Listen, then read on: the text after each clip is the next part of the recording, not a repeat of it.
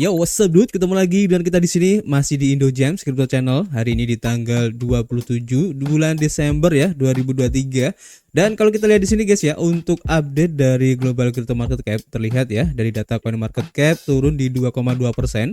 Begitu juga dengan Fear and Greed Index ya, menunjukkan poin di 73, masih di area greed ya. Jadi antusiasme untuk market kripto pun sebenarnya masih cukup besar ya, terlihat dari poinnya di sini guys. Dan tentu saja ya, ini adalah efek kontribusi dari Bitcoin dan juga teman-teman ngerumpinya di sini ya. Kalau kita lihat dalam waktu 24 jam ke belakang ya, Bitcoin mengalami penurunan di 3,2%, cukup lumayan ya. Nanti kita akan cari tahu kenapa Bitcoin ini turun. Dan untuk Ethereum juga turun ya di 2,5%, begitu juga untuk Solana turun di 7% guys. Dan yang cukup keren di sini guys, ada BNB ya. Kemarin justru naiknya cukup signifikan guys dalam waktu 24 jam ini. Terlihat ya naiknya di 10% guys, meskipun sudah ada koreksi. Dan sebenarnya ini sudah saya prediksikan ya, karena dari beberapa hari ataupun minggu ya, dari BNB ini belum menunjukkan adanya kenaikan, meskipun teman-temannya sudah mulai ada kenaikan harga yang cukup signifikan ya. Mungkin menyusul dari efek CZ yang terkena kasus tersebut dan mengundurkan diri dari Binance, serta menunggu ya gebrakan apa yang akan dilakukan oleh CEO baru dari Binance ini guys. Dan bisa saja sekarang sudah menjadi titik balik ya kebangkitan dari BNB ini guys. Nanti kita akan coba cari tahu informasinya, tapi saya masih belum ketemu ya informasi yang valid di sini.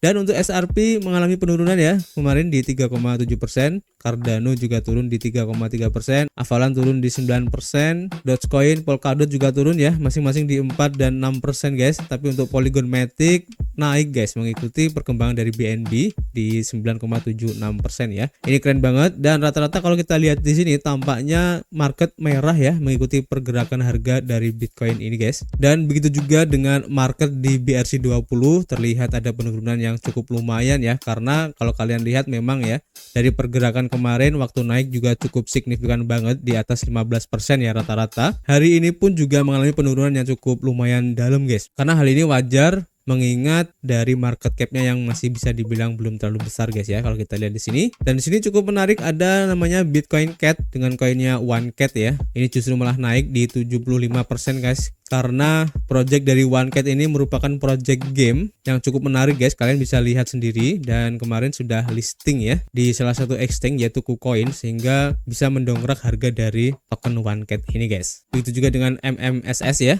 ini juga naik di 22,5%, cukup menarik. Tapi sebagian besar untuk pergerakan dari BRC20 ini mengalami penurunan cukup lumayan guys ya. Oke, nanti kita akan update lagi. Dan kalau kita lihat ya pergerakan harga dari Bitcoin itu sendiri tampaknya terlihat di sini guys, untuk close candle-nya di bawah MA20 ya. Dan apakah ini akan menjadi setup untuk pola double top bisa valid? Ini masih belum bisa dikonfirmasi guys ya, karena masih belum terbentuk adanya lower low baru, sehingga kita harus menunggu beberapa hari mendatang ya apakah penurunan dari Bitcoin ini masih berlanjut atau enggak, karena itu akan menentukan ya kira-kira pola apa yang akan terbentuk. Dan pola tersebut biasanya akan memberikan efek kecenderungan yang biasanya terjadi guys. Dan kalau double top biasanya itu efeknya akan turun guys ya. Kita akan lihat lagi nanti ke depannya bagaimana ya pergerakan harga Bitcoin ini. Dan untuk penurunan dari Bitcoin ini ada beberapa hal ya. Kalau kita lansir dari harian Cryptopolitan, diinformasikan bahwa Bitcoin ini kehilangan kekuatan karena altcoin ini menjadi pusat perhatian dalam perdagangan berjangka guys. Di sini diinformasikan ya, jadi arah uang ya, kalau kita lihat dari Bitcoin dominan, memang pergerakan dari grafiknya sudah menembus di area support di sini guys, seperti yang sudah kita prediksikan kemarin. Jika area ini tertembus, maka ada kemungkinan Bitcoin ini akan turun lagi ya, karena arah arus dari market ya atau duit ini kemungkinan besar masuk ke altcoin guys. Tapi tidak selalu seperti itu ya. Arah arus keluar dari uang dari investor ini bisa saja masuk ke saham, properti ataupun yang lain ya. Jadi belum tentu meskipun Bitcoin dominan ini turun, arah uangnya ini masuk di altcoin guys. Oke. Karena apa? Karena kalau kalian lihat ya, untuk altcoin pun juga mengalami penurunan yang cukup lumayan. Jadi di sini penurunan dominasi Bitcoin dalam perdagangan berjangka atau futures mencerminkan tren yang lebih luas ya yang diamati di pasar kripto ini. Jadi meskipun Bitcoin telah mengalami lonjakan yang signifikan, naik lebih dari 60% ya menjadi $43.100 sejak awal Oktober, dan kenaikan ini belum diterjemahkan ke dalam dominasi pasar berjangka yang berkelanjutan guys. Nah, kenaikan ini sebagian besar tuh didorong oleh ekspektasi persetujuan Komisi Sekuritas dan Bursa Amerika Serikat untuk ETF spot Bitcoin dan penurunan imbal hasil treasury atau halving Bitcoin nanti. Terlepas dari faktor-faktor ini, Bitcoin di pasar berjangka futures telah mengendur ya, memberi jalan bagi altcoin yang lebih beragam guys. Jadi pergeseran fokus dari Bitcoin ke altcoin dalam perdagangan berjangka atau futures ini mengindikasikan selera resiko yang baru ya di antara para pedagang kripto, karena harga Bitcoin ini telah sideways atau mendatar ya, berjuang untuk menembus level resistensi krusial guys di $44.000. Para pedagang tampaknya mencari pengembalian yang lebih tinggi dalam mata uang digital alternatif yaitu altcoin. Kemudian diversifikasi minat berbagai mata uang kripto menunjukkan pasar yang matang di mana investor ini bersedia ya untuk menjelajahi di luar tempat aman tradisional yaitu Bitcoin itu sendiri. Kemudian dari sisi teknikal juga ya, pergerakan harga Bitcoin ini menunjukkan tanda-tanda potensi konsolidasi ataupun bisa koreksi guys. Sementara itu altcoin mengalami peningkatan minat dengan pangsa pasar mereka di beberapa hari ini di pasar berjangka atau futures ini tumbuh dari 32% menjadi 41% guys. Dinamika yang berubah di pasar kripto berjangka futures menandakan dimulainya era baru, sementara Bitcoin terus menjadi pemain yang signifikan ya. Kemunculan altcoin menunjukkan kematangan pasar dan investor ini menjadi lebih canggih mencari peluang dalam beragam aset digital yang lebih luas guys, seiring berkembangnya landscape kripto ini ya. Dan kita tunggu aja guys, kira-kira apakah untuk alt season ini sudah dimulai atau belum guys. Ini akan kita lihat beberapa hari mendatang. Dan menurut beberapa analis sebenarnya pergerakan dari kripto ini bisa dibilang terlalu cepat guys, karena seharusnya untuk alt season ini dimulai setelah halving Bitcoin nanti. Tapi ini juga belum bisa dikonfirmasi ya, apakah altcoin ini sudah mulai masuk atau belum, atau ini hanya sekedar masa-masa taking profit ya dari kenaikan Bitcoin yang kemarin cukup lumayan tinggi. Jadi nanti kita akan coba update lagi perkembangan terbarunya guys. Oke, jadi kalian tetap stay tune aja di channel ini. Kemudian kita lanjut ya, ada informasi dari Crypto Intelligence, diinformasikan bahwa kreditur dari Mt. Gox ini akhirnya menerima pembayaran untuk kepemilikan Bitcoin yang telah lama tertahan guys, akibat adanya peretasan dulu guys. Jadi laporan yang muncul di media sosial X menunjukkan bahwa para kreditor dari bursa Bitcoin yang sekarang sudah tidak berfungsi ya, yaitu Mt. Gox, telah mulai menerima pembayaran dalam bentuk fiat untuk kepemilikan Bitcoin mereka yang sudah lama tertahan guys. Postingan dari Reddit di halaman Mt. Gox Insolvency menunjukkan bahwa Mt. Gox telah mengirimkan pembayaran dalam mata uang yen Jepang kepada para pengguna melalui PayPal, menandai perkembangan yang luar biasa hampir satu dekade setelah dana tersebut terkunci ya di bursa pada tanggal 24 Februari 2014 dulu. Perlu dicatat bahwa laporan ini belum dikonfirmasi secara resmi ya, tapi pengguna Reddit dengan inisial FreeN254 dengan penuh semangat mengatakan bahwa saya baru saja dibayar, sambil membagikan tangkapan layar atau screenshot ya untuk email yang berisi tanda terima pembayaran PayPal guys. Pengguna lain juga mengungkapkan keterkejutannya yang sama ya, yang awalnya menduga adanya penipuan phishing sebelum menemukan pembayaran asli di akun PayPal mereka guys. Namun seorang pengguna mengungkapkan bahwa hanya sebagian dari klaim 0,125 Bitcoin mereka yang telah dilunasi, menerima 30.283 yen ya, atau setara dengan $200 dengan nilai tukar saat ini, dan masih menunggu pembayaran sekitar $748.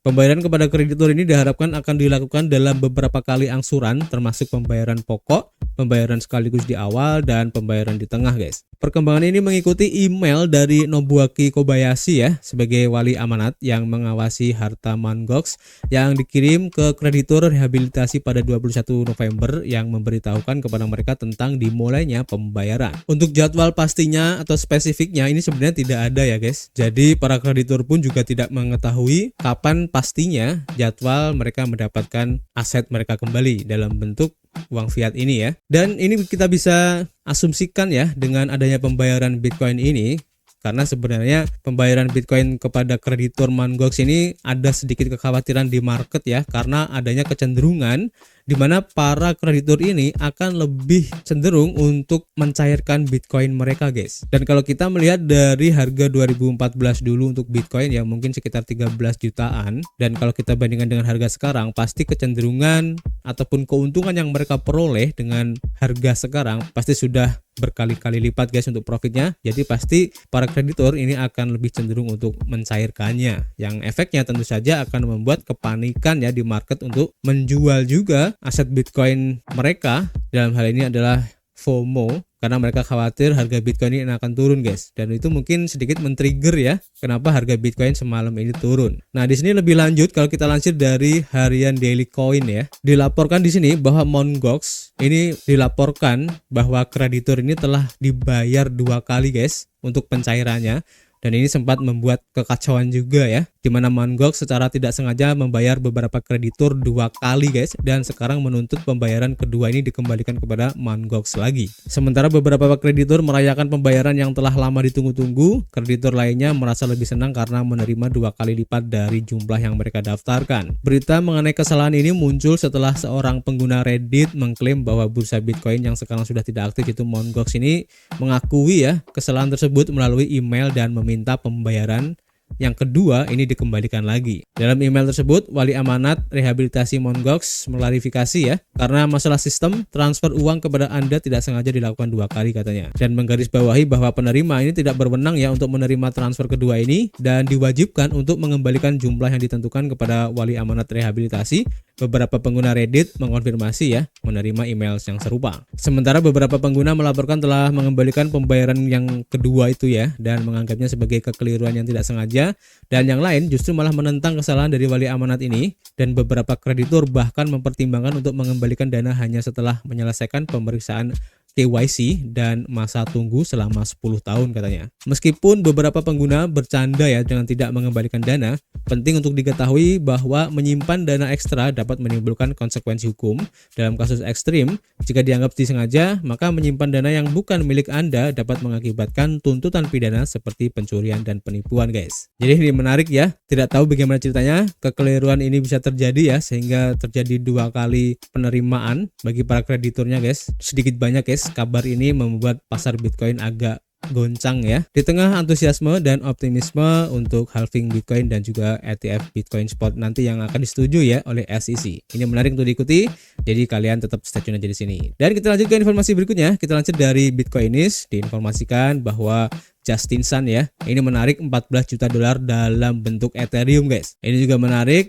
Jadi Justin Sun menarik sejumlah Ethereum ya, sekitar 13,8 juta dolar dari Binance berdasarkan laporan dari sebuah perusahaan yang mengawasi transaksi blockchain, PeckShield Alert, yang mengatakan bahwa transaksi tersebut terlihat mencurigakan dan terkait dengan Justin Sun. Hal ini membuat banyak orang di komunitas kripto berbicara dan bertanya-tanya ya apa yang sedang terjadi guys.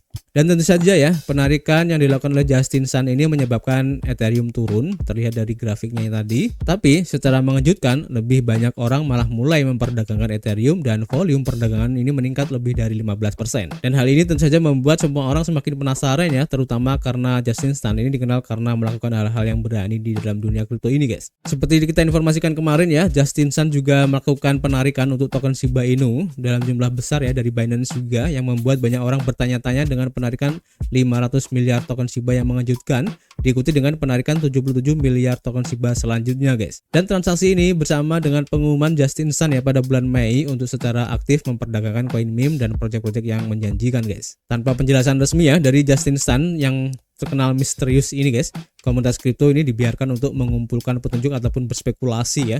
Dan beberapa orang berspekulasi bahwa Justin Sun ini mungkin memanfaatkan tren kenaikan Ethereum baru-baru ini yang mengalami kenaikan 7,22% selama 30 hari terakhir meskipun ada fluktuasi pasar guys. Jadi kita tunggu aja sebenarnya apa yang dilakukan oleh Justin Sun ini guys, karena cukup menarik dari beberapa hal yang sudah dilakukan oleh Justin Sun ini ya, yang menimbulkan banyak spekulasi baik yang negatif maupun yang positif.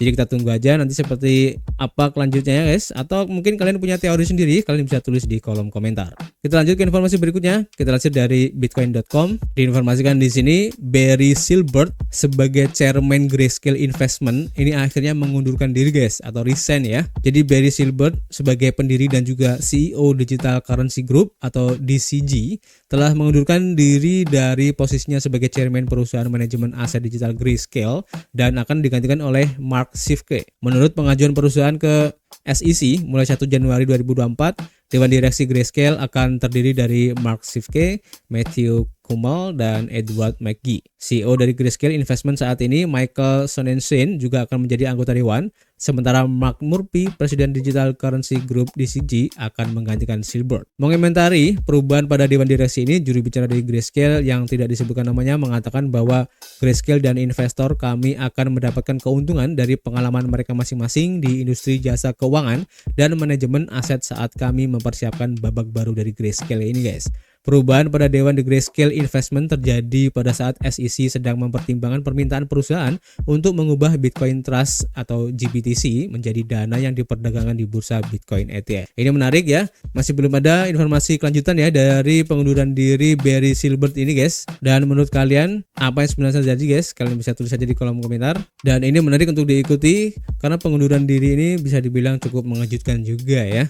Atau teman-teman mempunyai spekulasi tentang hal ini, kalian bisa tulis saja di kolom komentar, guys. Oke, jadi cukup ya untuk informasi hari ini. Sebenarnya masih banyak, guys, info-info yang ingin kita sampaikan kepada teman-teman semua, tapi karena keterbatasan waktu di sini ya, kita tidak bisa sampaikan. Tapi kalian bisa kunjungi ya di akun Twitter kita. Di situ nanti kita akan share juga ya informasi-informasi yang tidak sempat kita bahas di sini, guys. Dan juga buat teman-teman semua, kalian bisa kunjungi di akun Telegram kita. Nanti di situ kita juga akan share ya untuk hidden gems cukup potensial. Baik nanti untuk project yang mengadakan airdrop, kemudian project-project baru yang mungkin baru lahir ya, yang sedang melakukan testnet, yang lagi mengumpulkan dana atau fundraising, atau mungkin juga ICO, IDO dan lain-lain. Kita nanti akan share ya di grup Telegram sehingga kita bisa mendapatkan opportunity yang lebih awal ya dibandingkan dengan orang-orang yang mungkin baru mengetahuinya setelah token atau kripto dari project tersebut sudah listing di exchange, guys. Dan tentu saja harganya sudah lebih mahal ya kalau dibandingkan dengan harga waktu kita mendapatkan